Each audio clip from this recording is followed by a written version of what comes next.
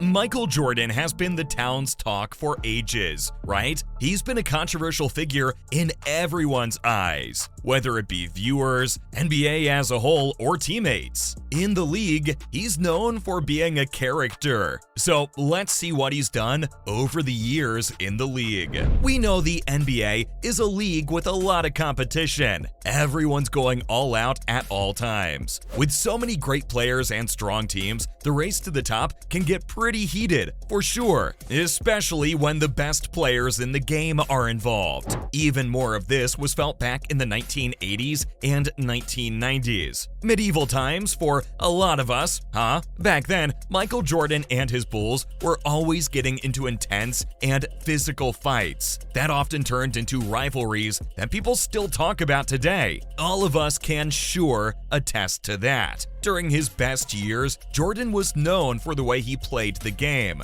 My man was an unreal beast on the court. Every night, he would treat his opponents like roadkill. For him, it was a dinner feast every night. But those who played with him are lucky, if I'm being honest. Not only his Chicago Bulls teammates, but his teammates in NBA All-Star games too. And Jordan had some things to say about it all. In an interview in 1998, Jordan came out proudly and thanked the fans. He knows how fans feel when they see their favorite players in All-Star games. It's truly a beautiful sight. I love it when my favorite players come out and play together in a ball game. Not only that, but you know they're coming out to play for us. I'm sure I'm not the only one that fantasizes and creates these imaginary teams in their mind. Imagine if in this day and age, Steph and LeBron played in the same team all season long, rather than in just one All-Star game. Michael Jordan, or as we know him, MJ, talked about how he loved going out and playing for the fans. He acknowledged and appreciated how fans come out and get to enjoy this game.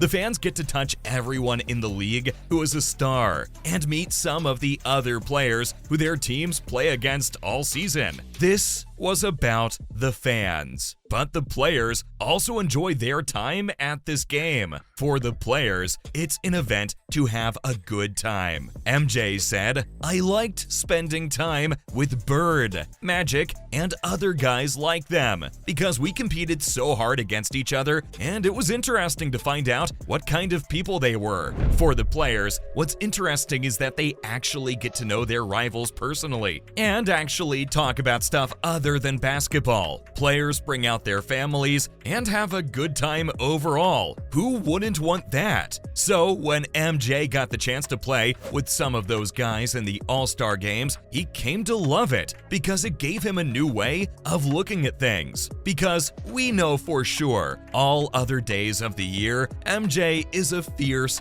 beast that's ready to devour you. It seems like many stars today use the All-Star weekend more as a time to relax than anything else. But for Jordan, the All-Star game was about more than just putting on a show for the fans. It was also about getting to know his rivals. As they say, know your enemies more than your friends. Just kidding, but MJ had his own ways of bonding with players. The Bulls legend used cards to bond with Magic Johnson, and Jordan didn't only have the chance to meet other team stars during the All-Star weekend. During his time with Team USA, MJ was known for poker nights that kept him up until the early morning hours. Every night, they played cards. Scottie is another person who would join them. So, every night, Charles, Michael, Magic, and Scottie would play cards. They'd get together from about 8 p.m. to 6 a.m.,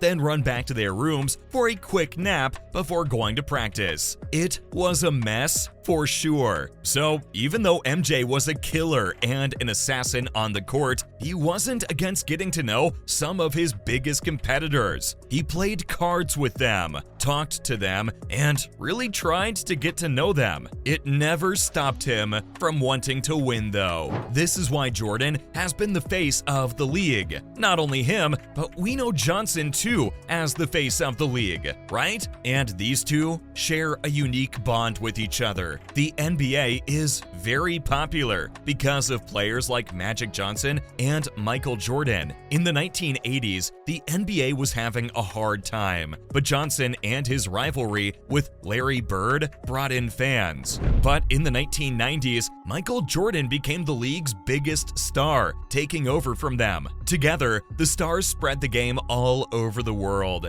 and brought in a huge amount of money for the NBA. Even though Jordan and the man who came before him became close, he wasn't always interested in being friends with him. Even before he was successful, Jordan got a lot of attention, which Magic was said to be jealous of. Some spicy stuff right there, huh? You might be wondering where all this stemmed from. Well, this happened after a certain incident, a game against Isaiah and his Pistons side. 2 days after the All-Star game, MJ put up 49 points against Isaiah and his Pistons. He didn't like Magic's Cheshire Cat grin, so for the next few years, he only gave Magic handshakes instead of bear hugs or high fives. The truth was that he didn't trust Magic, so he didn't want to be friends with him. Well, I thought it was because he was jealous. I think a lot of it had to do with the fact that Magic Johnson should have been Michael Jordan before Michael Jordan. MJ had a great smile, good looks, and everything else a person could want. He won a lot of medals too, so it's pretty obvious who the fans loved more.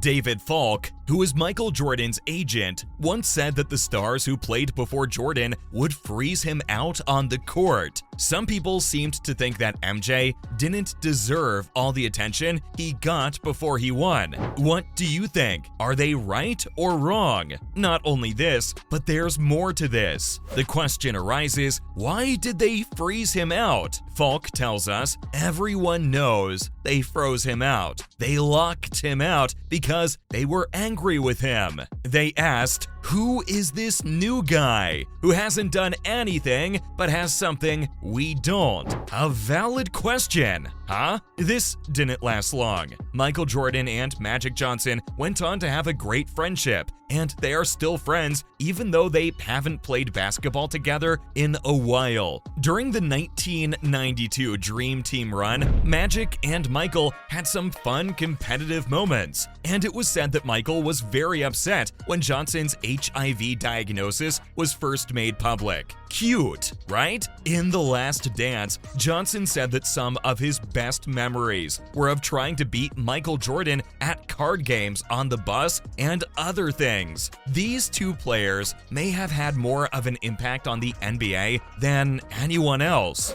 During their best years in the NBA, very few players have had the kind of long-term success and good relationships that they did. Their story of how they became friends shows that any two people can connect and become friends, even if they don't get along at first. And that's that. What do you think about MJ's views on all this? See you in the next one.